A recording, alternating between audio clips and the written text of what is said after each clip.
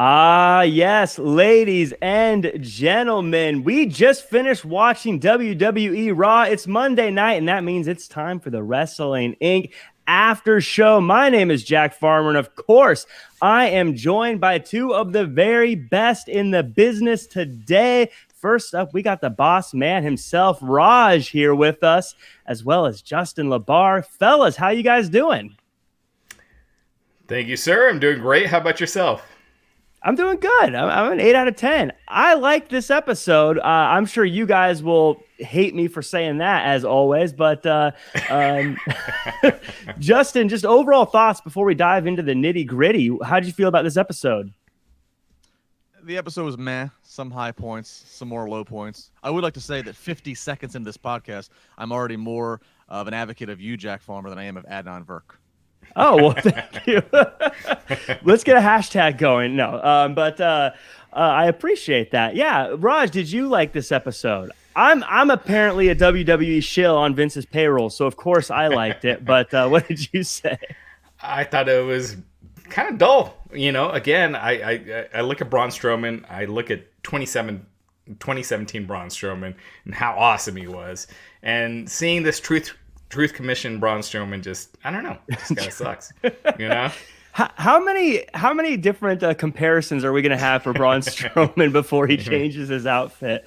So I say we just get into it. Let's just talk about it. Let's chat about the pro wrestling. We start off with Mace and T-Bar going up against, well, what's supposed to be Braun Strowman and Drew McIntyre. But it doesn't start that way. It's looking like we're getting the pre-Retribution Days version of Mace and T-Bar. They look different, but they still sound like they're Retribution Days, the way they speak. Speaking of the way they speak, before we get to the match, Braun angrily yelled at Drew to not let his emotions get the best of him before getting frustrated with Drew and changing the match into a handicap match. Now, Raj, this was basically the same thing we saw last week, a handicap match against these two, except Drew and Braun switched spots before the first commercial break. Kind of par for the course with WWE here, sort of redoing things. Do you like seeing these guys come out looking a little different and basically mixing it up with a world title guy? You know, Mace and T-Bars, I mean, they have a cool look. You know, if they get them away from those names, they get them away from that Retribution gimmick, they look like stars. And but you know, with right now where they're in, it does nothing for me. Yeah, I thought. Oh, sorry, Justin. No, go ahead. No, I was just going to say, yeah, it was another DQ, and Braun gets the win, and then former champion Drew McIntyre comes in to save the day. But I thought what was really cool about this, for me as a viewer, is I have always known that Mace and T-Bar were big, but they looked every bit as big as Drew McIntyre and Braun Strowman in this match. Again, sort of a replay of what happened last week, but do you think this kind of helps those two? I give them more credibility now than I ever have. You know, Raw kicks off, and that's the video package that Raw decided to give you as a recap. Is these two big Retribution guys losing their mask? You know, already just seeing their actual faces. You know, and they have a little bit of eyeliner and face paint already there, and then them being able to sell with their facial expressions, which is something. You know, if you have a mask on, you better be damn good. Like Kane doing the head tilt like his dog. You better be really good like Rey Mysterio to be able to sell being a little guy. Being a big man strapped in a mask was already an uphill battle. For a guy like Mace, who wasn't real experienced in the first place, having this past year with no house shows and live crowds to really work on and get reps, that was an uphill battle. So a lot of things against them. I think that what they're doing right now, protecting them, having them get a little victory in a DQ in a handicap match to start off, that's good for them. In terms of the names, I get it, but look, coming from Vince's perspective, he likes these one phrase, one word names, as we've noticed. I was a fan of Dijakovic, but Dijakovic or Dominic, or saying his name, remembering how to say it, not the easiest thing. Mace was Dio Madden on commentary. Again, another. So I can get past the names if we can just continue to let them be more real. see their faces, real actions, real consequences. I have to agree with you on that because I think the names, if you're winning and you're doing big things and you're being presented in a certain way, I think you get past the names because we've had plenty of guys who had silly names that ended up being great. I also think, to your point about the masks, I feel like they're good looking dudes. I don't know why you put the masks on them in the first place. But I mean, now it looks like they're rectifying that. They're moving on. I want to follow up with you, Justin, on Braun Strowman and Drew McIntyre. We had the kind of the frenemies thing going on for a little bit where they were friends, but they were enemies. It's not the first time that WWE has ever done this to sort of build towards something else. But one of the reasons I like this episode was that, frankly, I thought it gave these two a reason to not like each other, but to be connected with each other. That wasn't just them saying, I want a shot at the title. Did you like this dynamic they built to between the two? No, I'll give you that. Dating back to the glory time of the Attitude Era, I've always liked if it was whether it was Austin McMahon, that there's always one main thread that we're coming back to going through the night. So yeah, I'll give you that. But it's also just to the point of like, it still feels somewhat forced. I haven't been able to get fully invested. And again, I'm a Braun fan. I'm a Drew fan. I'm happy Lashley's a champ. So I don't really know what I want to see, but nothing really fully feels like authentic. It just feels like we are manufacturing something for WrestleMania Part 2, aka WrestleMania Backlash. Yeah. Did now Raj, as far as before we get into sort of how this story develops throughout the course of the show, do you like the idea that these guys are going to build up to a match again, to have a match for a shot at the title down the line? I mean, Braun should be one of the top guys in the company, and he should be. And what they've done with him over the last couple of years has just been, and the fact that he wasn't even booked for last year's WrestleMania, and then if it weren't for Roman Reigns, deciding his health, it wasn't worth it, he would not have been on that show, and then he ended up winning a world title. What they've done with him has just been, it's just sucked. And just seeing it, again, he looked like a gigantic superstar 3 years ago, and he looks, what they're doing with him, he's just another guy right now, but tall. Yeah. And I don't know, it's just like he's not that superstar that he could be, and he is if you just present him the right way. Yeah, they had lightning in a bottle with him several years ago, and oh my gosh, 2017 with Roman Reigns when he was tipping over the ambulance, and I think it was because I was there at several of them live because I was very filled after leaving the arena. I think it was a SummerSlam. Like I watched more than once Braun lose in a situation that Brock Lesnar could have made him, and it wasn't like they had something else better down the pike coming for Brock to do. So it was like, how do you not just pull the trigger? And we know Brock will do business. Brock will make Daniel Bryan look tremendous as a 5'9" guy, like which he did. Yeah. But I don't know how that they missed that moment. I don't know how when Cena was really starting to aggressively leave and take on more projects, and you could tell, I don't know how they didn't pull the trigger on Braun when they did, and it took a pandemic WrestleMania to get the freaking world title on him. Right. Everything you said makes sense. On paper, I totally agree, but I'm a huge Brock Lesnar fan, so when he did retain, I was like, yes, my guy won. I'm the same way. Like Brock, if you beat Brock, it has to be something special. I think Seth beating Brock was kind of a waste. Like it ultimately did not change anything, and when you beat Brock, when Brock loses, it should be a huge deal. I mean, he beat the Undertaker's, streak. It should be a huge deal. Something I thought was a big deal today was the fact that these guys, T-Bar and Mace, got a win. Now, it was a count-out win, so it was a little bit corny, but a win is a win. As Corey Graves even said, a W is a W. And this is one of those things I think, and maybe I'm projecting a little bit here, maybe I'm overselling it a little bit here, but I think this is one of those things where we see T-Bar and Mace getting wins over guys who are world champions. I think down the line, when they are winning championships themselves, that's how you make it so it doesn't feel forced and feel like, why are they suddenly getting these big moments? I think this is one of those things they're kind of getting us used to the idea of a T-Bar and Mace beating these guys. Do you think that these guys can be the next big thing, or am I just getting my hopes up again? I mean, I think it's going to take some evolution of T-Bar and Mace. T-Bar and Mace, as you saw them tonight, are not going to be main eventing WrestleMania. But I could see it, especially for T-Bar, because, again, he has so much natural talent. I could see an evolution of that character and that look. But, God, behind the scenes, could you just imagine how, like, what MVP, what Lashley, what Cedric, what Shelton feel like, that Shelton and Cedric get excommunicated from this very organic, natural feeling heel stable that was working, and we're just going to associate the two big lackeys who are the two big lackeys of the terrible retribution story of the summer of 2020, and we're going to have them be the associated but denied associated lackeys for.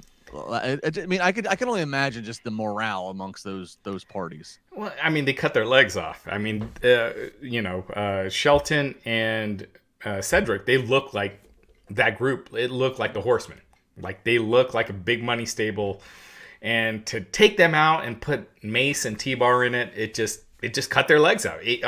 What it did, and it's too early to say. Maybe it does elevate T-Bar and Mace, but you cut out the legs of two guys, and just you diluted this group that had all this potential, and it was the strongest group that they've had in a long time. And just right off the bat, they weren't together a year. They weren't. The Hurt Business wasn't a thing a year ago. Yeah, they were my favorite group in a very long time, and we'll get into that. But we have some super chats we got to get into, fellas. We got Jody Shauna Jenkins saying, Justin, is there any chance that Bray plays the role of Lily? For some reason, that thought crossed my mind tonight during Alexa's segment. I highly doubt that. I think you have one of two things. I think the more obvious is that just as Bray and the Fiend was, that Lily is going to be some alter ego of Alexa that we'll see, or they've long since been auditioning and trying Liv Morgan for different roles. Lily's a petite blonde. I mean, I could see that if they're trying to find something again, because again, Liv has been she has been the subject of a lot of casting with them. Failed casting usually, or whether it be lesbian or otherwise, that they try to stick her in. So I think that's kind of where Lily's going to go. But I mean, also it seems like Alexa also might have somebody else, like another higher power, another what we thought the Fiend was to her. It seems like she might have somebody else who maybe will step in and be the next foil for Bray and the Fiend whenever they return to screen. Yeah, we definitely got more of that to talk about in a little bit. Brett Murphy asks, Raj, no luck with your niece's birthday shout out from Dua Lipa. No luck. Dua, no levitating. Come on, I'm levitating. Raj, come on, throw some of that Raj Giri money to Cameo. I know Dua Lipa's got to be on Cameo. I don't think she is. No, really? No, dude, she's too big for a Cameo. Cameo, by the way, if you want to see how much people think of themselves, go on Cameo and see how much some people charge. It's always shocking what some people think they're worth. Yeah. Then we got Krana Shaw saying no Styles almost again. Cheers, guys, and hashtag RK Bro. We'll talk about RK Bro in a bit. I'm excited for that part. But yeah, doesn't look like they got any TV time again. Those are your tag champions, right?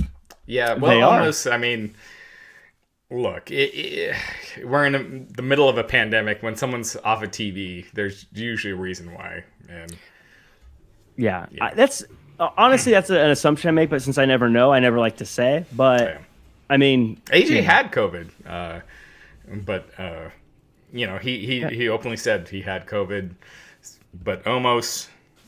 Even if so, though, it's been 3 weeks since Mania. Yeah, I mean Lashley was off 2 weeks, right? Yeah, I mean it's been. Yeah. This was his first night back on. I mean it's, and a lot of it is not people having COVID. It's just the precautions. Yeah. So Stellar Justin Lopez says, I didn't watch Raw, but I see Dijak and Dio drop the masks for Ascension face paint. They sure did. Not much more to add. That's a career killer. You don't want to look like the Ascension. So then we've got King Rail saying, I thought that was Raj and Riddle cutting a promo. LOL. Randy talking to Riddle like a father who knows his kid is an F up, but he still loves him still. The vibe was kind of dope. No play on words. again, we'll probably chat about that in a little bit. I'm excited. That was my highlight of the week so far, personally. King Rail with the dope. Get it? Jax says, friend of the show, Raw to me was better this week. I wasn't falling asleep. I also had a Red Bull, but whatever. Verk, thoughts? I feel he needs to study the product more. I always like him. Again, I'm the shill, but I thought this was a good show just because there was like an A story, a B story, and a C story personally that played out throughout. But what are your guys' thoughts, I guess, compared to previous weeks and Verk? Adnan? It's only been 3 weeks, and I made a point. I think this was the first night that I tweeted about him because I didn't want to be harsh. I mean, he's not sounded great. He's got a great mainstream sports credibility and background. I put it like this. I put this on Twitter. Doing the job of running a live WWE, especially a Raw 3-hour broadcast. Imagine trying to accurately retell a story on the phone to somebody while you're jaywalking through 4 lanes of traffic. That's what it's like. You have to be on and telling a story to an audience, but head on a swivel for things that are coming elsewhere and you're not want to get hit.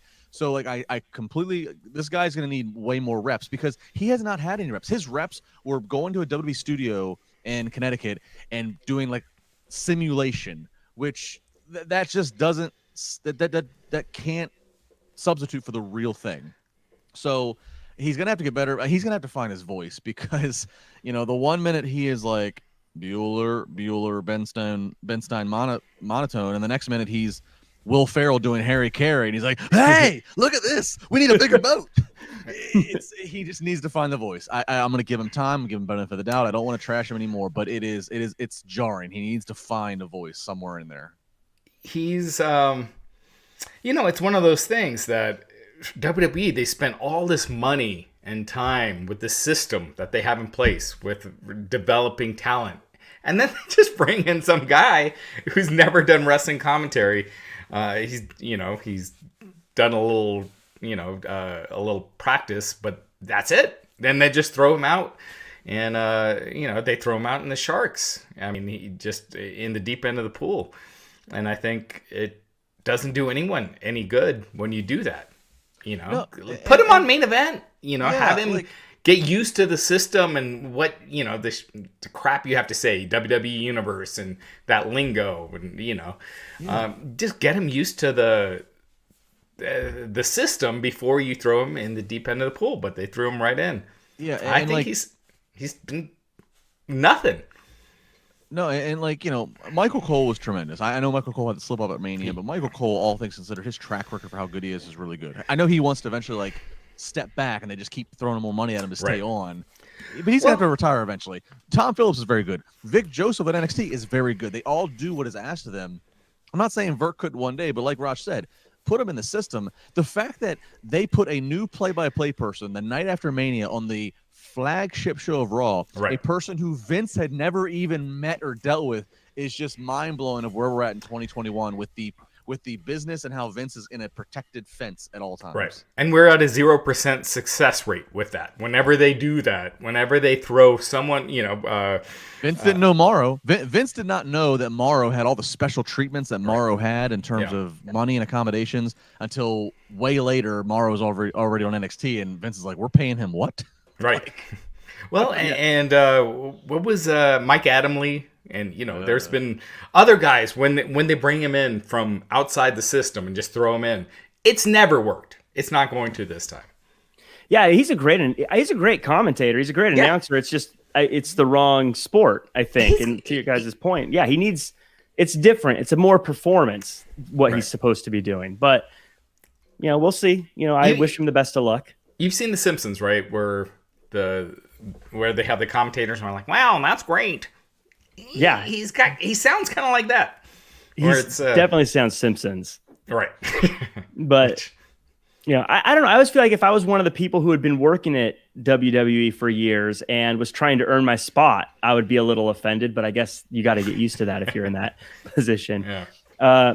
Colt Cohn says, it's really sad and disappointing how many people on the roster like Braun, Drew, Daniel Bryan, etc. went from star to boring in the last few years. It's a WWE problem, not a COVID problem.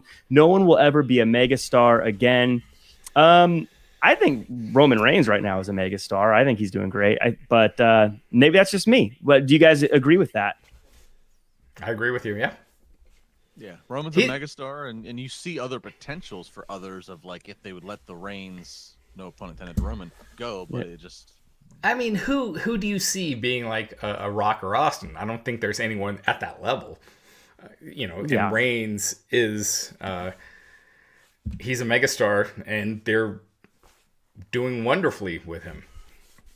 I see there are people within, especially in the NXT, there are people like Cesaro. It's so great Cesaro's getting this role, but it's a little bit Johnny come lately. So make the most out of it, but Cesaro, they should have started 5 to 8 years ago with him. There's Bryan's on his way out. Aleister Black, I see such potential in now that resurfaced, but again, long way to go. Braun, do we even know? We talk about Mason T-Bar. You can go to NXT, a Karrion Kross, I buy into maybe if he doesn't get tainted by this complex process we're talking about, even with the announcers. there are people, there are guys and girls who I see potential of, especially in NXT, but you just go, man, once they walk through that door of Raw or SmackDown, all bets are off. Karrion Kross was at that UFC this past weekend. Do you keep him off TV for a week, like just to get the results back, or do you throw him back in? I think with NXT, you don't need him necessarily on every week. Right. Or you could do a video package, so it wouldn't be that big of a deal. Right, he shouldn't be on, right? But look, Raj, you don't know if he's vaccinated. Maybe true. Now we're getting to waters where it's hard to say. If he's vaccinated, then right. Yeah, that's one of those things. I just assume that's something that they're going to handle. And if he's on, then I assume they handled it. If he's not, then I assume they are in the process of handling. I don't know. It's not my job to know what they're doing with that kind of stuff. If you're vaccinated, good for you, And then Chris Pantaleo says his voice is right next to Shawn Michaels' smile. I think we're talking about Adnan's voice. I think so. And then Combo Breaker says, can we put AJ and Omos on a milk carton? That feels like a New Day sketch waiting to happen. Actually, they could do some good stuff with that. Yeah, I think that would be great. Cool. So now before we get into the next spot, today's show is sponsored by a brand new sponsor. It's called StrongVPN. So what is StrongVPN? You're all asking. StrongVPN is a virtual private network, hence VPN in the name. VPNs help you safely browse the internet, whether you're watching a Twitch stream or gaming or spending way too much time on social media. With StrongVPN, your connection is encrypted, and that's important because it means that no one else can spy on what you're doing. You can use StrongVPN on your computers, tablets, phones. You can even install it on your router to protect every device in your household.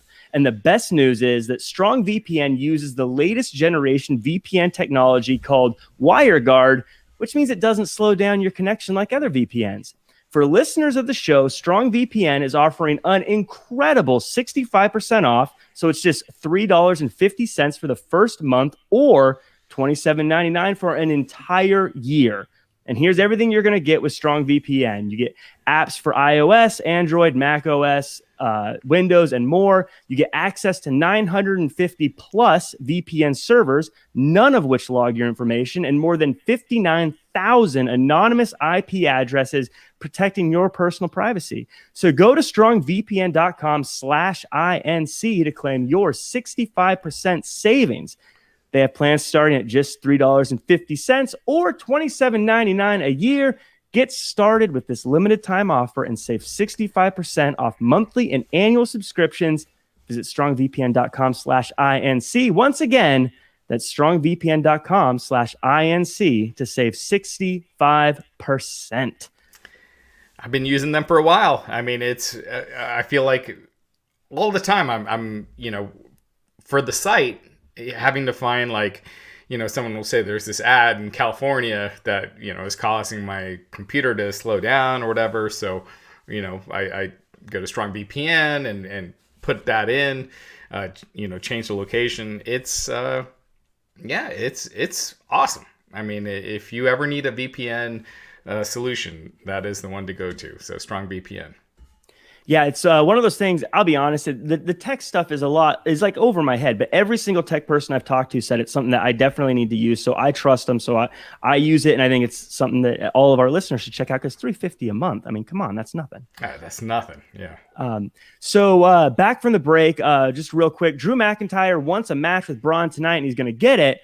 Again, I just think that this is a great way to build a story throughout the show. It's like a 3-part act for a 3-hour show. And it's not something everyone always complains. It doesn't make sense whenever I look at Twitter all the time. Like, this show doesn't make sense. It makes sense. They're building up to a match later tonight.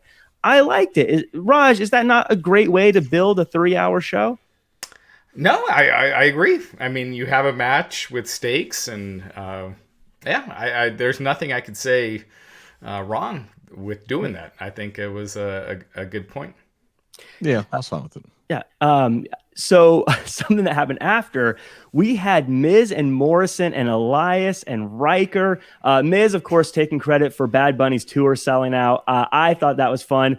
I think it'd be interesting to find out. I know Bad Bunny sold a bunch of shirts for WWE. Would be very interested to know how many tickets WWE got sold for Bad Bunny. See if that went both ways or not. But I guess there's probably no way of ever finding out. In any case, we got a that Bad Bunny tour was selling out regardless. That's what I mean. Like, yeah, I mean, I know there's been some people criticizing WWE using Bad Bunny, but it's like, why wouldn't you? Yeah. This guy is a huge name. Maybe he's not changing your ratings around, but he's still a big name that is helping draw an audience, and he's also selling a ton of merch. Why not? And he's getting you a ton of social media views. I mean, what's the downside of using him?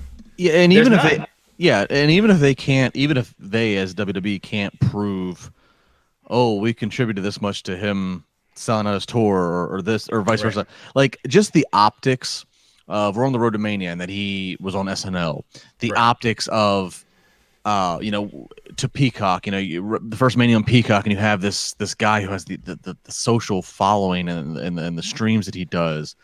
That's just good business. And also the fact that he seemingly won the locker room over with how well he, respected and ingratiated himself to the culture, worked hard, trained, put on a hell of a performance, and then also, there's always a risk when you're, especially in this day and age of everybody having cameras and TMZ, and it's always a risk when you work with, I guess, any celebrities of like, what's their life, what's their reputation.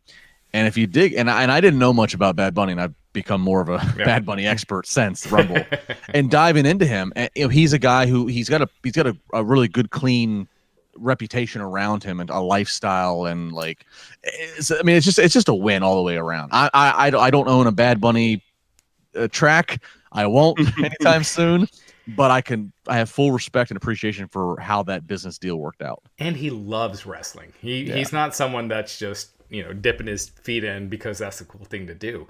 He loves it. And it's cool seeing,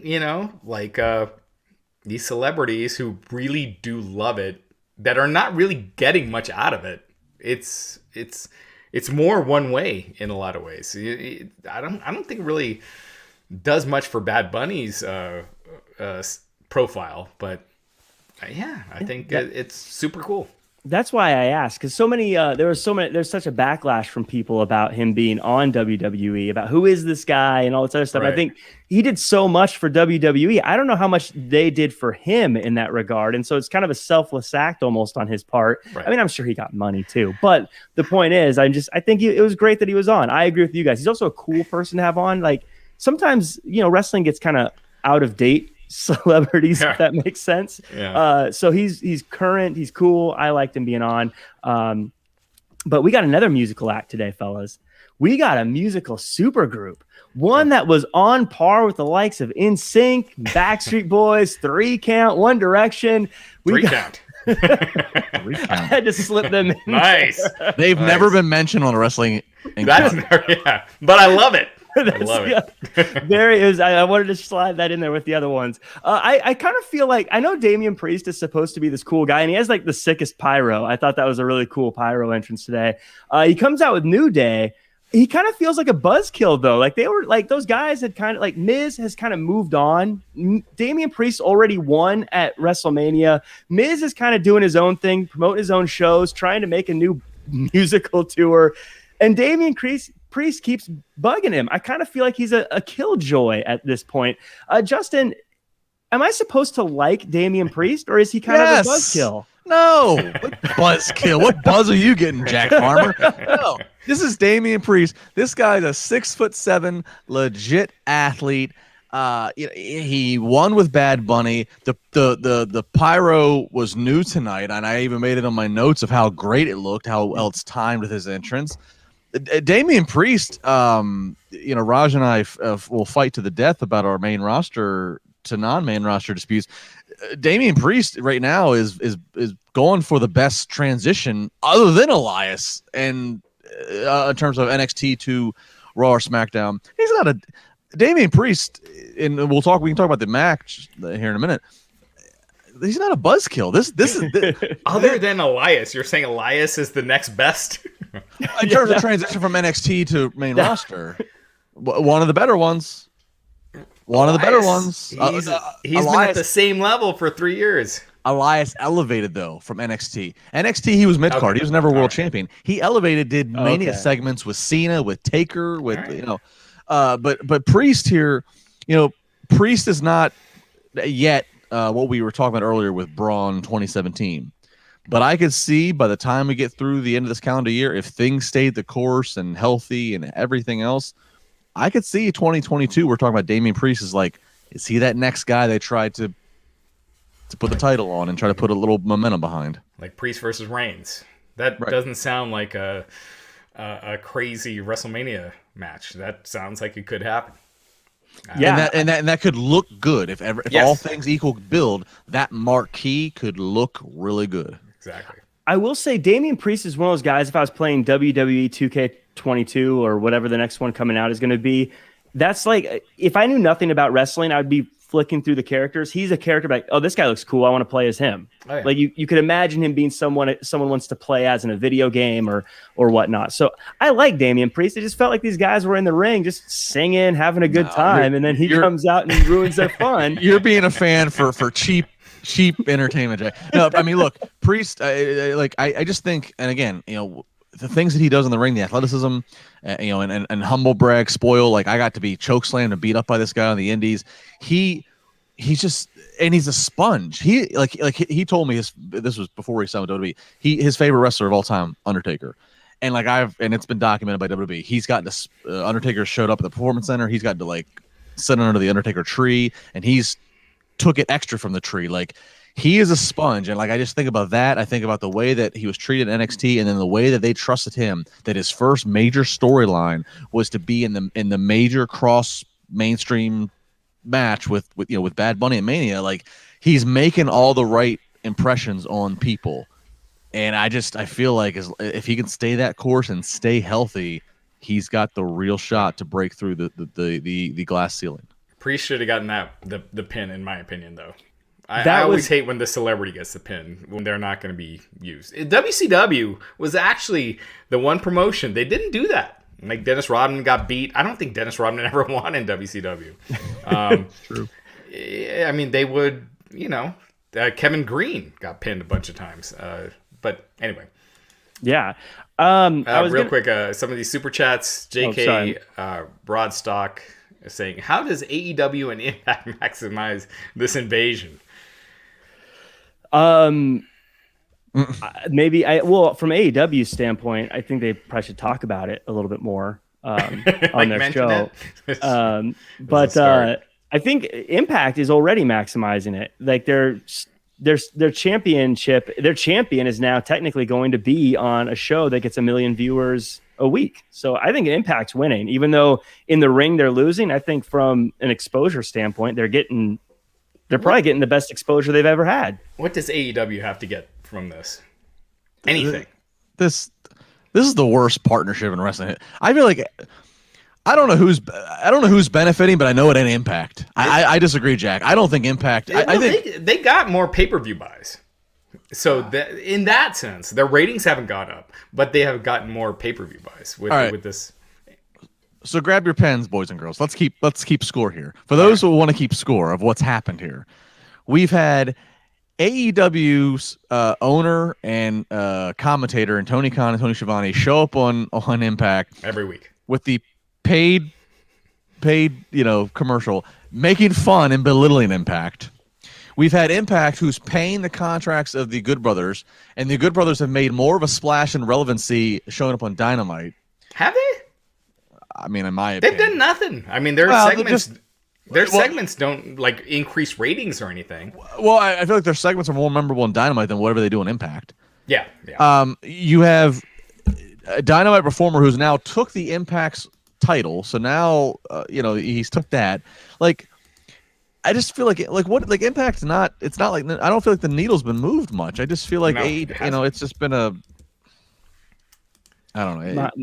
My knowing nothing about it, trying to like guess what's happening here and what the plan is here, and with no inside information of any kind, I just get this feeling that they're doing this. AEW is doing this to show that they can make it work to New Japan, so that they can say, "Hey, New Japan, see, we've worked with people before. Now we should do a bigger partnership down the road." I think this is them proving it. So they had Kenta on like a month and a half, 2 months ago, whatever it was, and that was the lowest rated match they had when they had Kenta on of that night. Like the ratings fell. Again, I'm a numbers guy, so I look at the numbers, and it's done nothing. The Impact AEW partnership. Okay, so I just watched Lethal Weapon 3, so I got my Leo gets that. Okay. Uh-oh. But Impact last week, they did a .05 in 1849. AEW did a .37. That's a 640% difference. What is AEW getting? 640% increase that AEW has over Impact. So what's the point? Like I said, I think they want to get the biggest names from New Japan over, but they've got to show that they're willing to work. I don't know. I'm just guessing. I have no idea. I think there also just needs to be a real, and all of us are immersed in this more than maybe some of the more just casual fans. I think there also has to be a really real and honest conversation in the AEW boardroom of how many people really follow all of this, and like how many people are deep down the hole and understand like New Japan history that you're bringing over on AEW TV and not fully explaining, but hoping people watch Being the Elite or hoping people watch this. Like, I think there has to be an honest conversation of the conversation that people don't even want to have with WWE, and maybe it's what's poisoned WWE, which is that difference of casuals versus hardcore. Versus the hardcore are going to watch no matter what. They can hate Monday Night Raw. They can look forward to tweeting negative for 3 hours about Monday Night Raw, but it is in their routine that they're gonna watch. There's there's those hardcores, and then there's the casuals who that's your extra money. That's the difference of what puts you between quarter one and quarter two difference. And I think AEW, maybe they've had it, maybe they're coming to realize you need to have a serious conversation of realizing what of your audience is hardcore, and who of the audience are you missing out to like actually capture and be new money? That is a great question. I want you to remember that because I want to circle back to that. But we do have a few more super chats I want to mention real quick. Jack says, Riker is a big dude, has the look. I see more for him in the future, I hope. A lot could be done with him. I agree. He does have the look. He does look like a big, terrifying dude that's going to beat you up.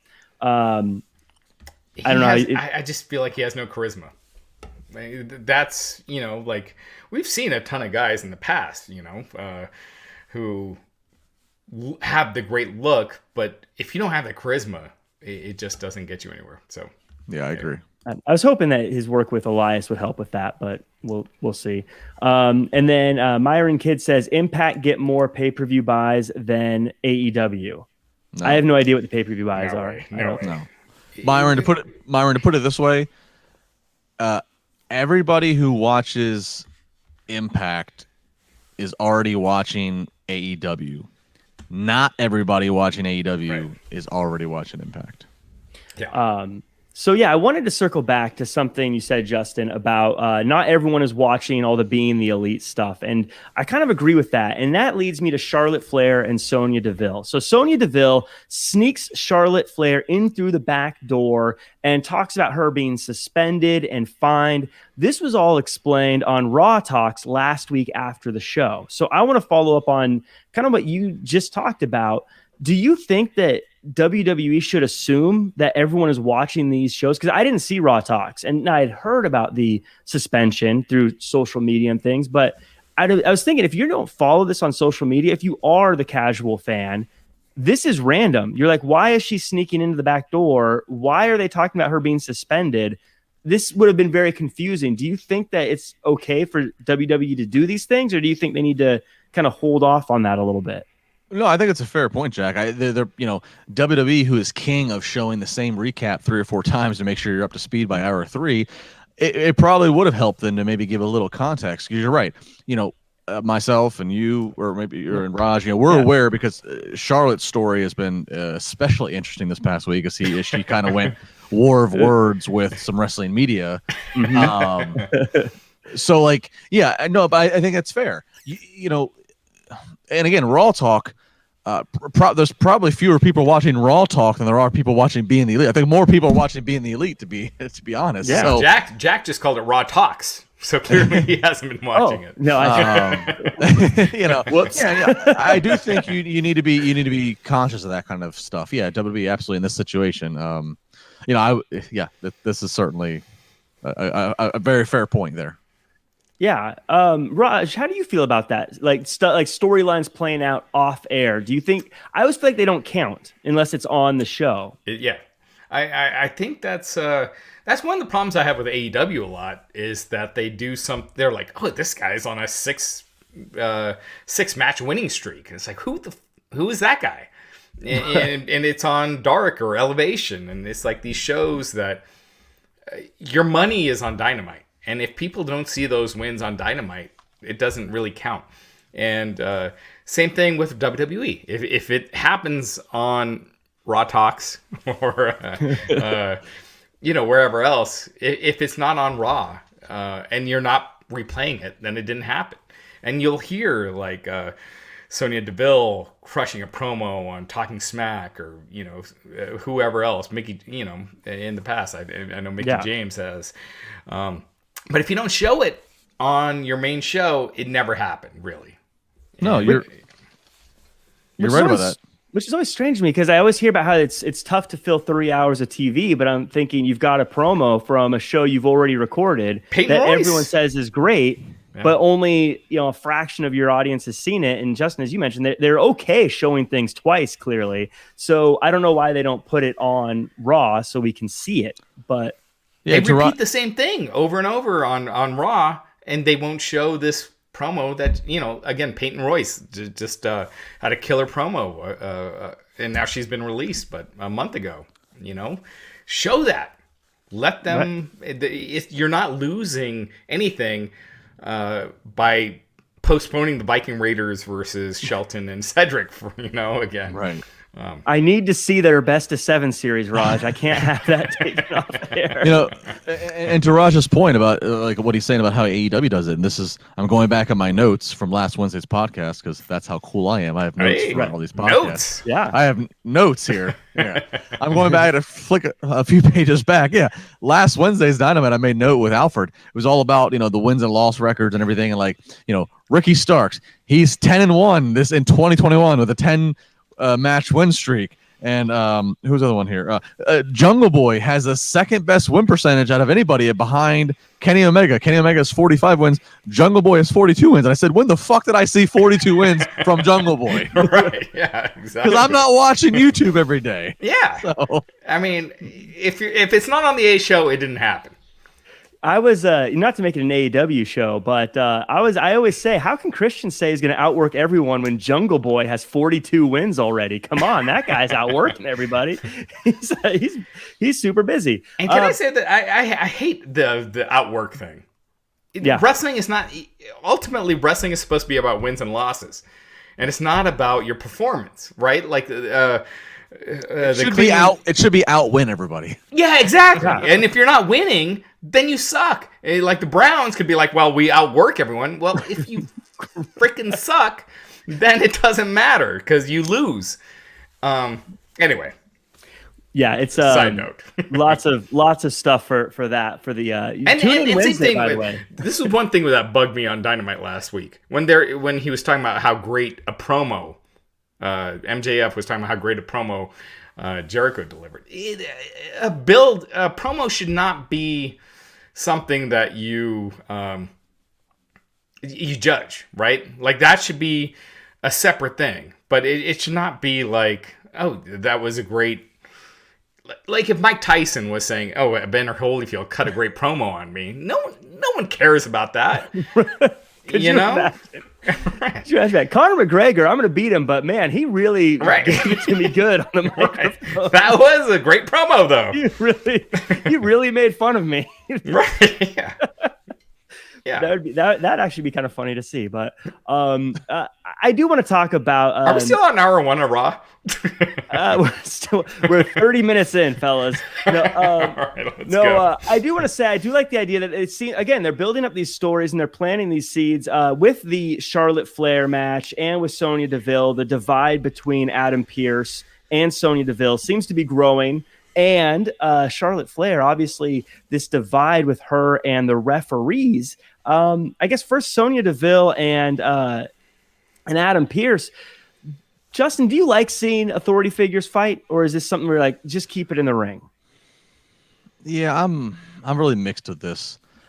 Adam Pearce as an authority figure has been really random, and I'm happy to see Adam Pearce he's got like this nice, comfortable job after paying a lot of dues and being a hardworking guy in the business. But this feels the same as just before the McMahons took the ring, December of 2018, when they said we're gonna have change, we're listening to fans, and right around that point, just before that, we saw like Kurt Angle and like Paige. They gave Paige like SmackDown authority because she was retired from ring action. It's just when you actually have the real people, the McMahons, when you have Vince, Shane to an extent, Stephanie and Triple H, who everybody knows are the real executives and power trust, when you have them involved already off and on, it makes it very hard for me to buy into the manufactured general managers. So yeah. While as the real person, we know Sonya is going through a hell of a lot in the last year. I'm happy to see her around and them finding something for her when in this day and age, there are guys and girls they let just sit and rot at catering. While I'm happy they're finding something for her, I just can't believe it. I don't care about it. I'm like, you don't really believe she's making the decisions. Yeah. I just don't care. No. When I let Vince, let anybody with the McMahon last name do it. Let Bruce Pritchard just pop up and be on. Like, give me somebody who I know who is in the decision making process. Right. We're at this point that we know what's going on. We know who are the real decision makers. Why put out a stunt double in front of it? It's just, even when they had Bischoff on back in the day, like you could believe that. Like you could believe that Heyman yes. Again, right. So just put Bruce out there. Seriously. Yeah. Something I'm loving, by the way. I'm loving this bizarro world version of John Cena's United States Championship Open Challenge with Sheamus. I was never a Humberto Carrillo guy, but I'm starting to like him being this guy that's willing to show his heart, take a beating, keep on coming out there. I'm buying into. I want to see him get a real legit match for this U.S. title. I think it's a kind of an interesting take on the Open Challenge and the build of this. I've been a huge Sheamus fan for a long time. Raj, do you like this direction with Sheamus? I mean, Humberto Carrillo, he's gotten jacked. Like, he's a totally different guy from when he was on before. It just, but they beat him right off the bat. It's hard to take him seriously. And, your eyes see what your eyes see. And when you see a guy get destroyed right off the bat, it's hard to take him seriously. So, He's done great in the gym. Good for him. Means nothing. Justin, doesn't that make him an star. underdog though? But do you care if Humberto beats Sheamus? Yeah. Well, I want Sheamus to win because I like Sheamus. So I love Sheamus. Yeah, I just it's building Sheamus, so that's good. I mean, I love Sheamus. Yeah, Carrillo, he looks like he's done great. He's got a great diet. He's got a great gym regimen. It's just the haircut. But, Yeah, the haircut makes him look bigger. No. Moving on though, because I do want to make sure we don't go too long with all this stuff.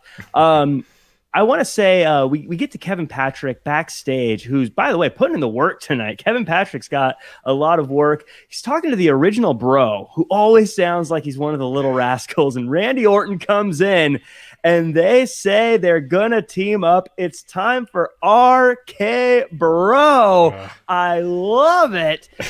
Raj, you hate Matt Riddle. Are you ready for the Slytherin Stallions to get together? I'm so excited about Slytherin Stallions. You know what, man? This showed that Randy Orton really cares about Riddle. Like, he sees something in him.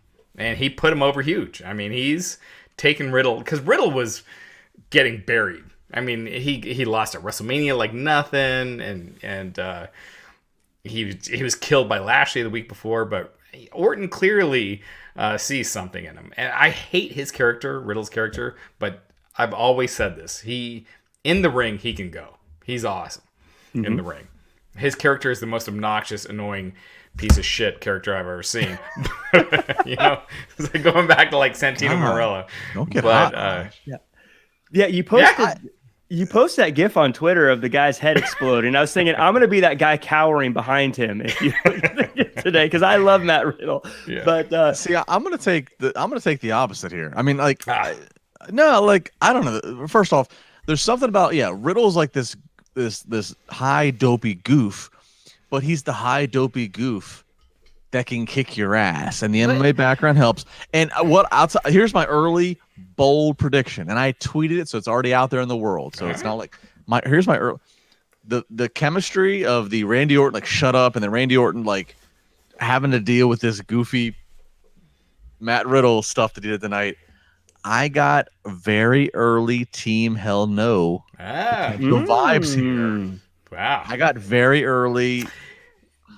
You might be right on that. Look, they have an interesting chemistry. Like, he can make it work. And he can make it work.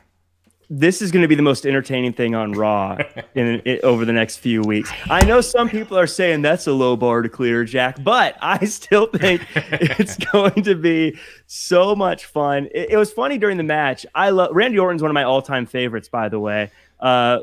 Rocky says RK broke. You got some fans. Slytherin Stallions. That's great. Jack, you better run to the trademark office and patent it. You got something there. If RK Bro wasn't so good on its own, I'd say that should be their name. But I love Randy Orton. He's one of my all-time favorites. You can tell that guy's not used to being the hot tag, though, when he came in. I'm so happy for him that he's out of this Fiend stuff, because that Fiend stuff was just killing him. 100%. And like, he looks like he's rejuvenated. Like, he's excited to be doing something else, whatever it is. This feels more like his thing too. I mean, what I love about him in a tag team too is we all know he's going to end up turning on Riddle. It's just a matter of when, and that makes every match kind of fun. Like, even this one, the whole time I was like, is he really going to tag in? Is he really going to do it? And so this is going to be so much fun. 3 weeks ago, if you told me it was going to be Orton and Riddle at SummerSlam, I'd like, who cares? But now, all of a sudden, you can see it. Like, it's could be a big thing. I am all in on RK. Orton's awesome. When he wants to be. He has not had a good feud in a long time since Edge, which I guess that was last year. But yeah, well, it's been since, I think is the Fiend after that, right? Well, I guess there was or was that no McIntyre was. He had some stuff with Drew. Yeah, the Drew stuff was not great. And then we have Stellar Justin Lopez saying, could go the Team Hell No route or Y2AJ route. Yeah, I think this is going to be great. I think it's going to be fun. But we also had the ladies in action tonight. Rhea Ripley with another backstage promo, and she's just as excited to see Charlotte back as the rest of us. I know this seemed to be an improvement on her previous backstage interviews. Overall, I thought the match, once we got past all the shenanigans with Mandy and Dana Brooke coming in, I thought it was like a fun match in a vacuum. If you didn't know everything that was going on, it was chaotic. It was fun. I thought a lot of different stuff happened. As a viewer, it was fun. But at the end, when Shayna and Nia and Ripley all held their belts up, I was thinking these look like 3 stars right now. And Asuka's always going to be a star. I felt like Naomi took steps to start elevating, and Lana, I think, is a good underdog type character. I thought this was a good overall build for that women's division. Justin, do you agree? Yes, yeah, like I'm a big Rhea Ripley fan. Nia and Shayna kind of work. At first, I didn't like the odd pairing, but they work. Like you said, Lana's a good everybody works. Everybody fits a good role. Everybody fits a good cast. I don't know. There's just still something about especially the women's tag that's just. There hasn't been a consistency. And again, everybody has something to offer. It's not like there's nobody who's dead weight, and not even Lana. I know Lana gets like the bad rap, but she's worked very hard to improve, and I think her with Naomi works. But there's just still something that's just not fully clicking here with the tag division of the women. I don't know what it is yet. Yeah, I feel WWE struggles on at least their main roster with the tag teams. I don't know why. It seems like it's hard for them to have a tag team that's not in a tag team title like feud. It's hard for them to have a mid-card tag team situation for some reason, and I don't know why that is. I felt like coming out of this though, and Raj, correct me if I'm wrong, Mandy and Dana Brooks seem like jerks in this. They just came out and splashed Shayna Baszler for no reason with water, and then are teasing Nia Jax. I get that there's some not for no reason. Earlier, Nia threw and crashed the bouquet of flowers and said, "Put these in water, bitch." So I mean, it wasn't like it was unprovoked. This isn't the storyline that you could really sink your teeth into. But yeah. But I don't know. But I'm watching this. But didn't Mandy also just make fun of them last week for slipping? And like, I don't know. I don't know who I'm supposed to root for. It seems like 2 jerks. Mandy and Dana could have been a great heel tag team back in the day. Yeah. I think they could have made like Mean Girls. Yeah, exactly. Yes. I do think that this Rhea Ripley is going to fail. They're giving her crap. Her lines suck. They're booking her to fail. She's just not. I mean, you look at her out there, and it just feels like she's playing a role. She's not into it. She doesn't connect with the character that they're giving her, and I think Rhea Ripley has all the talent in the world. She could be a huge star, but they're not doing her justice, and it's not going to work with what they're giving her, in my opinion. Yeah, I've said before, she's such an authentic person. You need to let her be herself. I don't think you can write her. I mean, you can give her like a bullet point, but then you need to let her be her. Right. In my opinion, because she's such an original person. You don't find Rhea Ripley walking down the street. You don't cast for a Rhea Ripley. Rhea Ripley is herself, and you just need to let her be her for it to work. I think, anyways. I think it's a waste. But the Swerve Show asks, "How do you guys do it?" Raw questions my life choices. I'll say this is my trick, because I know everyone says I'm super positive about the show. This is the deal. You pick your favorites and you just cheer for them. And if you're a fan of the Browns, even if they lose, but if they're on Monday Night Football, you're like, sweet, my team's on Monday Night Football. This is great. You just have to have those expectations and find the people you like. And if they're getting some time on TV, you enjoy it for what it is instead of trying to question what it could be. That's what I do. That's how I get through it. Raw's namaste, Jack. You're the biggest obstacle for Raw is that it's 3 hours every week. 3 hours. Wrestling is not meant to be 3 hours every week. 2 hours is the sweet spot. Dude, 1 hour you rush. Take an hour off, tape it, put it on Wednesday night. You got to open spot. Look. They could run NCIS. They could run Miz and Mrs. Raw is still doing better numbers than they would if they. So like they're not going to change. But wrestling is not meant to be 3 hours every week.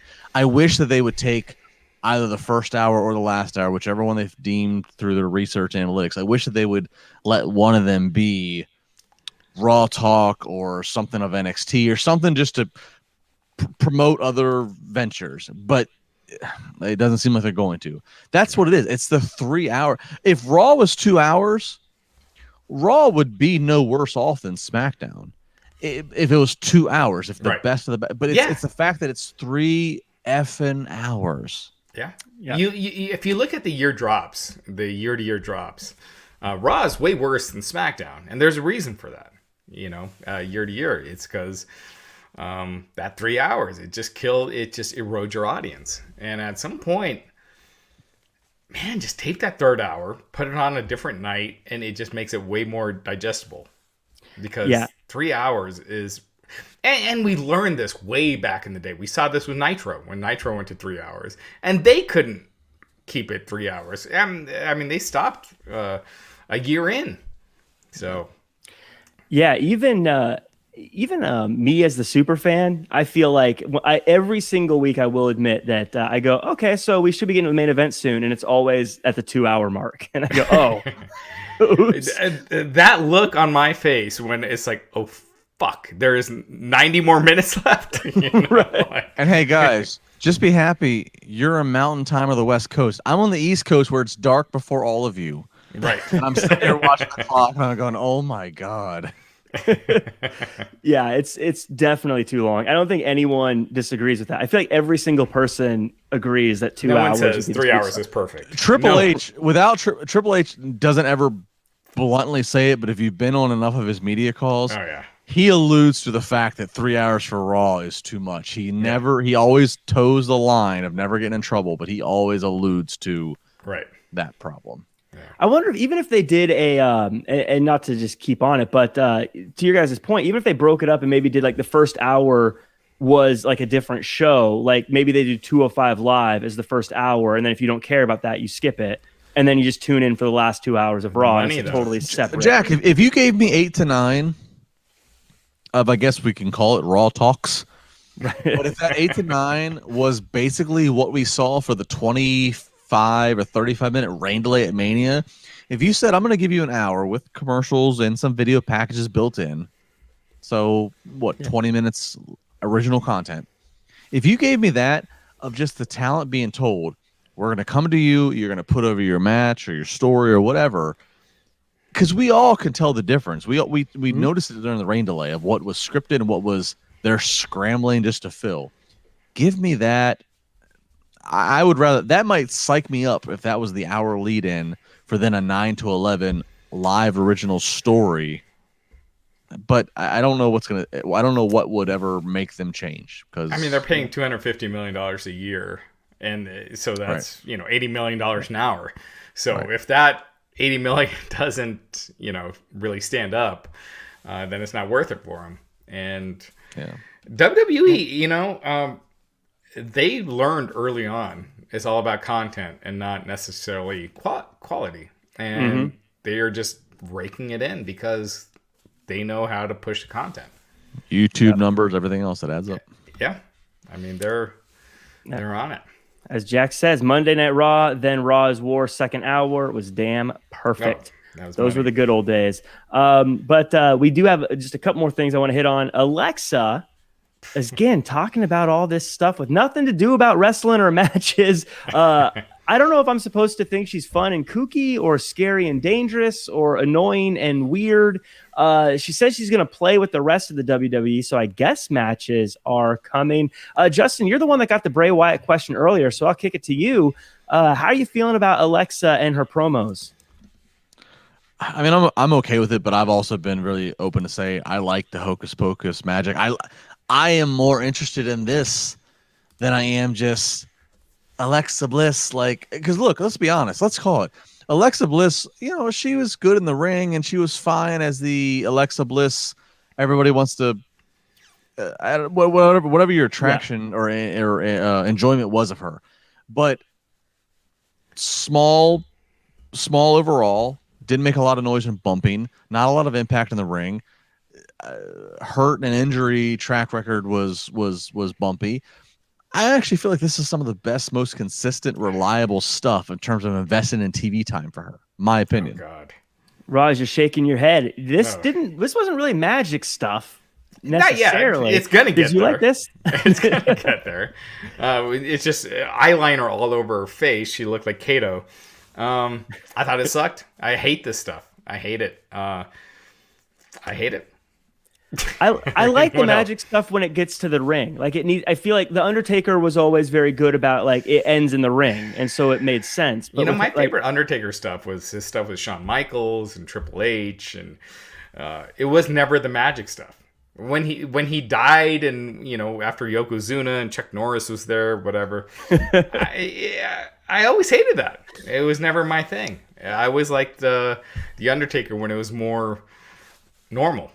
So, I hate it. I feel like this was just a kind of I hate Bray Wyatt. What are they going to do with Bray Wyatt? It seems like they have no idea. That's the question. This felt kind of like hey, we're still waiting to debut her in the ring. I get she plays the role great. I don't understand what this has to do with wrestling. Is my issue. Like it seems like she could just do this in the street and I don't know, push people off stairs and whatnot. She doesn't need to be in a wrestling ring for that if she's just crazy, but she does have a win over Randy Orton.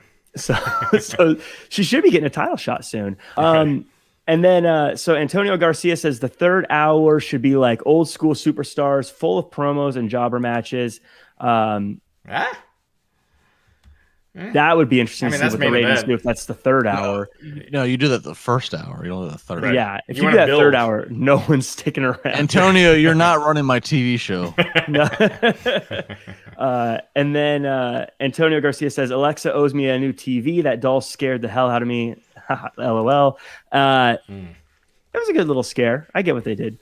Like I said, I don't get where it goes with wrestling. Hopefully it does. Speaking of wrestling, Mandy Rose had to face Charlotte Flair. It felt kind of like Charlotte Flair's The Undertaker here, where she was getting punished by having to face Charlotte Flair. It reminded me of Teddy Long days, where you're going to go one-on-one with The Undertaker. Where's Charlotte Flair? Charlotte Flair. I thought that Nia Jax was going to get involved in some way, or the ref was going to get involved in some way, but Mandy Rose just kind of lost here as more tension builds with Charlotte Flair and the refs. Mandy Rose was once on the cusp of being the women's champion. Raj, what's Mandy Rose's ceiling at this point? Man, she was on a roll last year with Otis. Like that storyline had legs. Like it was hot. Like people cared. And then the pandemic and no crowd, and it just fell apart. I think this is now we're seeing it. I think this is it. If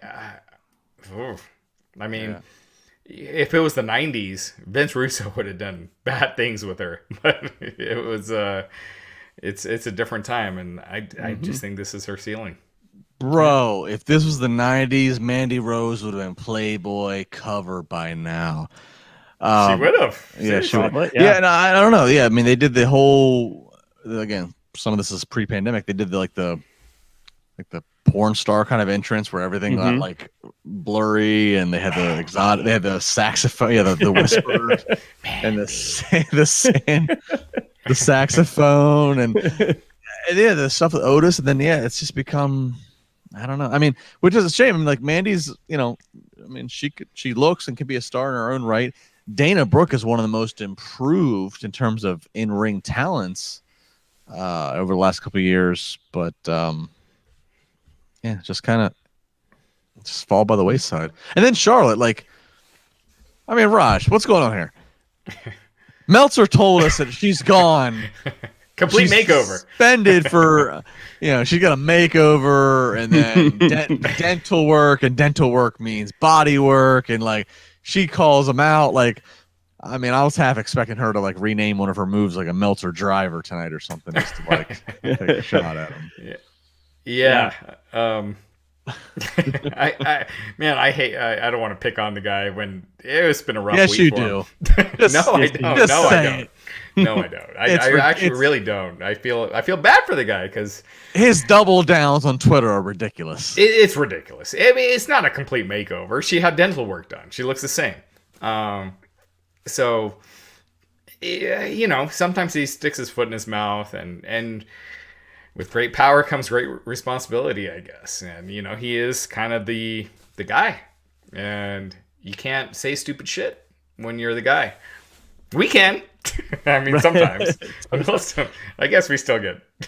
But, yeah, I think it was a dumb thing for him to say. He got caught with his foot in his mouth, and I don't think Dave Meltzer is the sexist, personally. Well, I think Charlotte's still the GOAT. I thought her robe was amazing tonight. She's awesome. Charlotte Flair is... She is the... Ric Flair is... you don't want to say that, but... She's the Roman Reigns of this generation with the women's division. She is... When she's out there, you know you're seeing the top star. Mm-hmm. You know? Yeah, I think she's great. And maybe, you know, Ric Flair had Lil Nate for a while. I wonder if she's going to get Lil Char with Eddie, the referee, here tonight. Right.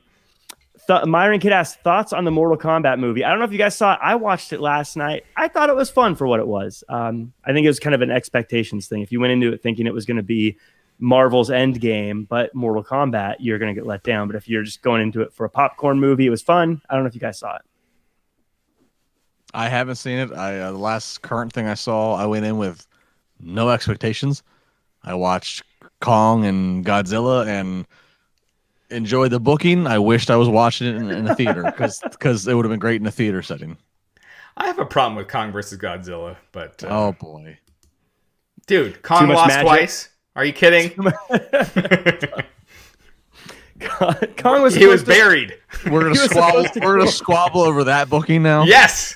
They could have had the first should have at least been a draw. Later. It shouldn't have. He lost twice. Godzilla was going to kill him twice. Anyway, Godzilla's the bigger star. Come on, he sells more merch. Oh my gosh. Meltzer fears Raj. I don't think so. In the super chat. And then so just to end the show, the big main event. I thought it was a big hard hitting match. I thought it was cool. I thought it was cool that MVP got involved to try to get Braun to lose because he wants his guy to have a one-on-one match. But the Mason T-Bar making Braun win was interesting to me. It was because now, and this is what I liked about this episode, is it built up to this big moment.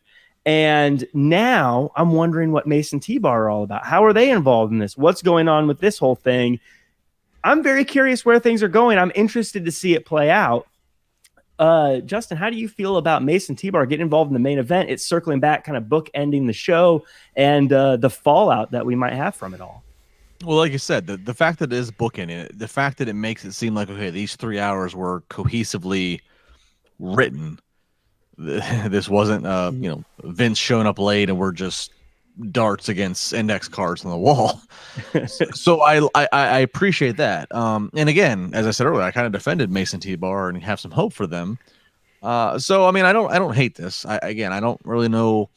I'm in this. This is a really tough period because I have WrestleMania Backlash. It's such a marketing tool of tricking people to think that they're on Peacock. They're going to get a WrestleMania quality show and Backlash. We really don't have much. Money in the Bank will come sometime in the summertime. I love Money in the Bank. I think it's worked its way into one of the majors. Mm-hmm. But really, until we get to SummerSlam, and then we all are kind of feeling like SummerSlam might be the gateway into normalcy, fans touring. So I'm just kind of in this weird spot right now. I don't. It's the same thing with Cesaro earlier. I said I love Cesaro, but like.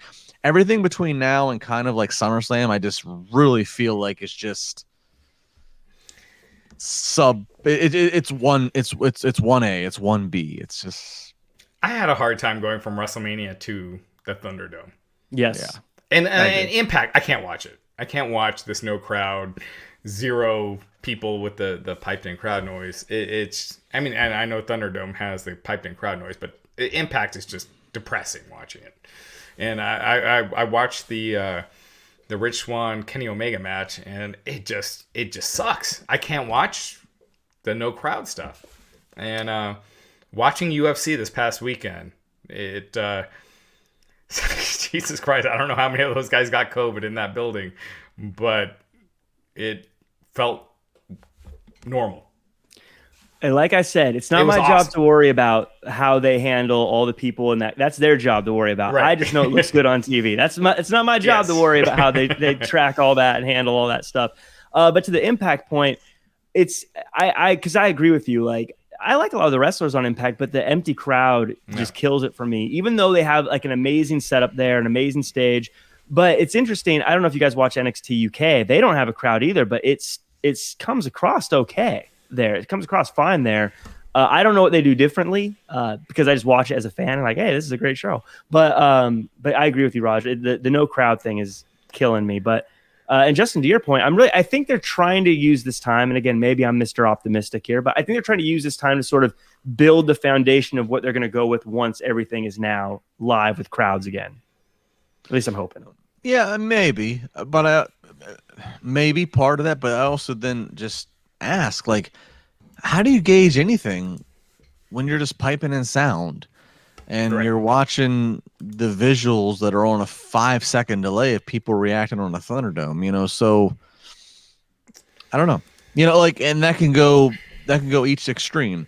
That can go, wow, maybe Drew and Bobby Lashley is not as exciting as we think it is on paper. But on the flip side, if we had the organic crowd, maybe we would discover faster that T-Bar and Mace without their masks, you got something. It flows both ways. The crowd shat all over Randy Orton, and The Fiend at WrestleMania. You got that instant feedback, which was like, this sucks.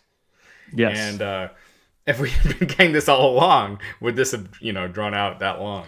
But yeah, if you had fans.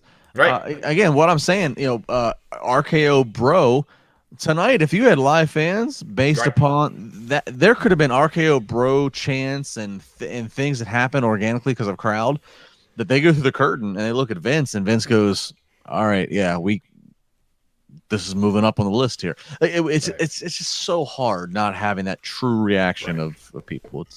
By the way, could you imagine not going to a live show for a full year? You finally get to a show and you still boo something that happened like that. That's how bad that was received. But Jack says it's up on the Wrestling Inc. site. Verk is trending in a bad way. Poor guy. He has the talent, but like I said, he was tossed to the Sharks quickly. Yeah, it's a tough spot to. I mean, he's great, but of course, I mean he's great with what he did before. That doesn't translate. I mean, Justin, you've grown up with Bobby the Brain and Gorilla Monsoon. The commentary could make up for a bad match or a nothing match. It was just so entertaining hearing Jesse the Body and Vince, or it was just that was part of wrestling, was that commentary entertainment, and we just don't have that anymore. We don't. And another thing too, that I don't know why I have never, WWE is so steadfast on these 3-man booths. And like, I have a degree in sports broadcasting, and I've never been able to understand 3-man booths with anything except for this. Except for this, yeah. 3 guys are terrible. You guys like.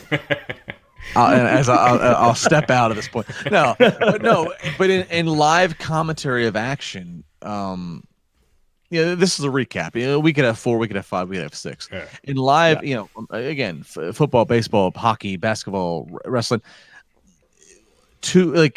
It always makes sense. You have your play-by-play, you have your color. That's for traditional sports. Yeah. So then with pro wrestling, you have your play-by-play / the guy who's your moral compass, aka your baby face, and then the color guy or girl who is bucking against it, who is like, that's just the natural flow. 3 there's no formula for 3. I don't know why they stick with the 3. I was happy when they moved into the Michael Cole, Corey Graves, just those 2 for SmackDown, and then now Graves has been pulled off and he's back on Monday, right. Which I can only presume is Graves is the best color guy they have. We're going to put you with Adnan, excuse me, who is our youngest and weakest, so we need you to help balance it. It's just so weird. 3 for live broadcast does not work. 2 in the booth, have a sideline reporter to occasionally toss to. 3 in the booth for live, no need. Well, to your point, name your top 5 commentary teams. Are any of those a 3-man? None. Or 3-man, woman, whatever. Yeah, Gorilla Bobby, Vince Jesse King, Vince Jesse, Ross King, JR King, yeah. Yeah, I mean, it's just, yeah. Yeah, no, I agree, 100%. Also, usually they're best when they have a funny person. I feel like you need someone funny out there. People say it's passe or whatever, and it's like, no, you're just listening to the wrong people. Because Chris Jericho, when he does commentary on Dynamite, it's a whole different situation. It's so entertaining. Yes. Amy Kimball says, Mandy Rose having to shut down Dolph Ziggler on Twitter started a bad day. Flowers thrown at her and then losing to Charlotte. She needs stress relief. Great as always, Jack. Well, thank you, Amy. I appreciate that. What happened with Mandy Rose and Dolph? Amy bitched about Mandy Rose's social media, and then she compliments you. What the hell? What's going on here? That's no way. What happened with Mandy and Dolph? I didn't know anything about that. But we also have Chris saying, I'm afraid they will pipe in noise now, even in the crowds. They didn't at WrestleMania. And then Kyer Kemp says, Pat McAfee is awesome and organic. Pat McAfee's so good. I love Pat McAfee. He's been great at everything he's done so far. I'm a huge Pat McAfee fan, so I'm all in on him. They need to let him be him and not try to produce him. Yeah. Yes. Pat's really good. And we saw it the first couple of weeks. He's standing up, and that's Pat being Pat. If they let him just be him, then this could be something. But if they start to try to say, look, you have to stay in this lane, it's gonna let him be Jesse Ventura. Don't turn him into Matt Striker. Yes. Yeah. John Cena's ball spot says, hoping WWE ends this RK Bro storyline by having Randy punt Riddle in the head, and hopefully after the punt he'll lose his dumb character. Oh. I love Matt Riddle, but that'd actually be kind of funny if he got punt kicked and then he's like super smart and like all of a sudden he's like smoking a pipe and really? I want to see vignettes of Orton and Riddle, like that 70s show where they're smoking pot and the camera just keeps spinning around to them at the table and they're just high as hell. That's what I want to see. Just totally different kinds of high. Yeah. I don't know if you guys watched NXT when Pete Dunne and Matt Riddle were a tag team, but that was incredibly entertaining. So I think Matt Riddle can make this work, and I know Randy Orton can make anything work. Like I said, he's probably in my top 10 personally, but I think they're great. I think they're fantastic together. So hopefully we see more of those guys. But that's it. We got through it. Yeah. The only other news, Kenny Omega. What do you guys think? Kenny Omega winning the Impact title. I mean, I think it's cool. I think it's great visuals with him with the Omega Championship or the Omega Championship and the Impact title. I think it looks cool. I think it's a cool visual. I think, as far as we've chatted about, I don't know if it moves numbers or anything like that, but it's fun. Impact has been robbed blind in this. They've been made fun of. They've had their title been given to somebody else who's on a different program. If we're in normal life, if Kenny Omega walks down the streets of Times Square, how many people stops to take a picture with Kenny Omega? Right. I think it does nothing for anyone. I mean, you know what? Impact did get some pay-per-view buys out of it. Like, this show did better than what they would normally do. Impact, in a lot of ways, they're pathetic because their pay-per-view buys are based on people from other promotions. Like their last big one, last year's Slammiversary, was like, which WWE stars are going to show up? Right. And that's their selling point. And Well, and they're doing that again this year. So. And that's Rod. Rod. That's a great commentary. Right. Impact bases on exactly who that just got considered to be, fat that we had to cut from WWE. Right. Who's going to show up there? But then Impact developed and cultivated a group that we now know in the WWE world as MSK, but nobody goes, "Oh, here's that awesome group from Impact." Right. No, I mean that tells you all you need to know about the hierarchy of where things are at here. Right. Well, clearly, Impact is it's the smaller of the two between AEW and Impact. But my question would be, Raj, I believe you said it was like Impact or AEW has 600% more viewers. Yes. Last week it was 640% in that Prime demo. Yeah. So, like, the win for Impact here is that even if it's just a small percentage of those people hearing about Impact or seeing Impact, my example would be if you had some local indie wrestling company, let's say you had Nebraska State Wrestling Championship or whatever, and Roman Reigns won their title and talked about it once on WWE, even if Roman Reigns killed everyone in their whole company, it'd still be the biggest promotion they've ever had. Now, this isn't as big of a gap, but I think for Impact, it's kind of the same thing. Like, even if they beat us, like, he came here. That's kind of a big deal for them, isn't it not? I think Roman Reigns winning a small title brings him down a little. Like, it doesn't elevate anything. It brings it down. That's fair. When you're the A game, when you're the A talent, I don't know. What do you think, Justin? I just think I think Kenny holding all these titles that no one's ever heard about. I guarantee you the number of people that watch AEW have not watched AAA. No, again, it goes back to what I said earlier. AEW has to have an actual honest conversation in their boardroom of separate yourself from the accolades you're getting from the hardcore. Right. And I know Tony, and this is not a bad thing. So let me actually rephrase my tone here real quick. I know we're trying to wrap it up. I know Tony Khan reads social media. He follows a lot of us. We've both gotten feedback. He will DM. He will talk. Which really, again, cool. Yes. Which again, I don't want to be. Let me say this because Vince is not talking to any of us like this. No. So there's something kind of cool that like a guy who's a billionaire running a promotion is willing to engage people that are covering him. So that's cool. I'm gonna say that.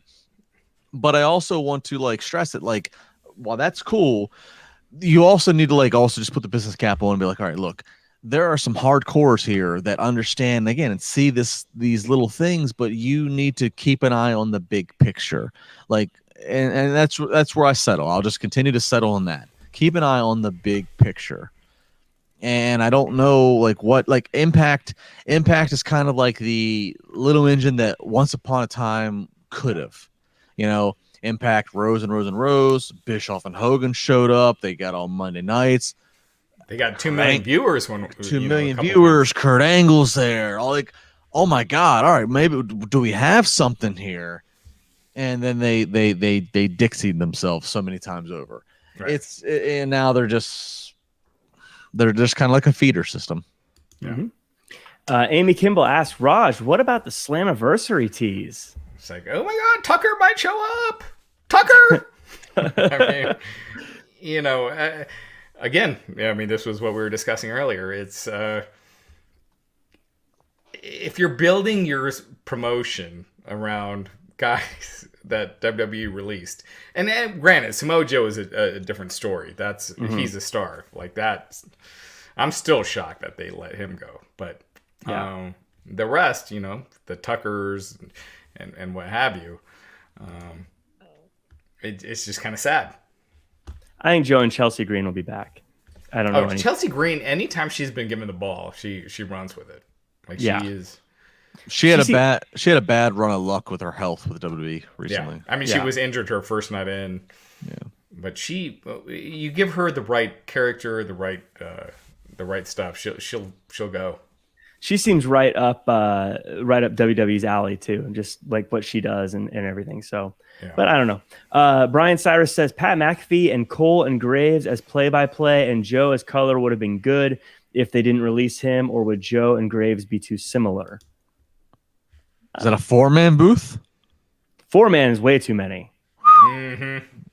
Yeah. Yeah, we wanted to get one line in for each match.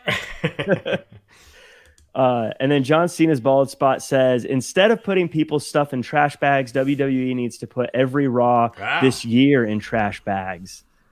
Damn. Would John Cena's bald spot really say that? I feel like John Cena's bald spot would be supportive of WWE, but maybe not. Cena is the company man. Do you ever see that Shaq interview he did? Yes. Shaq asked him about his match, and Cena just completely diverted. It was actually impressive. It was. It was actually pretty impressive. And then Jack says, love AEW, but most fans are AEW fans because they get bored and loved the idea of a WCW war again when AEW was initially announced. I like everything. There's pros and cons to everything. I like AEW. I like everything, though. That's what everyone says. And I hate everything. So it's a good yin to your yang. Yes. No, yeah. Well, so another Raw in the books is absolutely a nothing episode, I thought. I liked it. I liked that it build. I liked that it did its thing. As always. Of course. I watched it for this podcast. I came, I saw, I delivered. I'm leaving now. Right. Well, with that said, Brian Cyrus, one last one says, meant to say Graves and Joe on Raw and Cole and Pat on SmackDown. You can't have Graves and Joe. Neither one of them are trained to do the leading. Both of them are stickmen that fill in the sound bites as color guys. So you need like Tom Phillips and Joe, or Tom Phillips and Graves, and then Cole and Pat. Mm-hmm. Like you need a stickman and Cole and Phillips or Vic Joseph. You need that guy that can lead. The problem that Adnan Vert cannot do. Braun Strowman's train is off the tracks and he screams, "We need a bigger boat."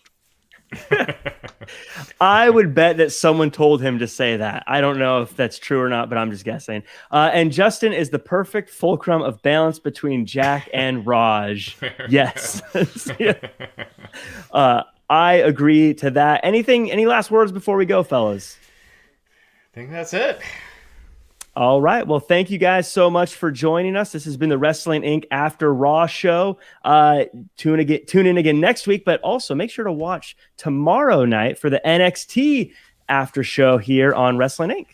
Yeah, with Justin and not me. No, not you. On Wednesdays. No. God, forget it. Somebody's on. People. Catch it with people tomorrow. People. All right. All right, guys. Thank you, guys. We always appreciate it.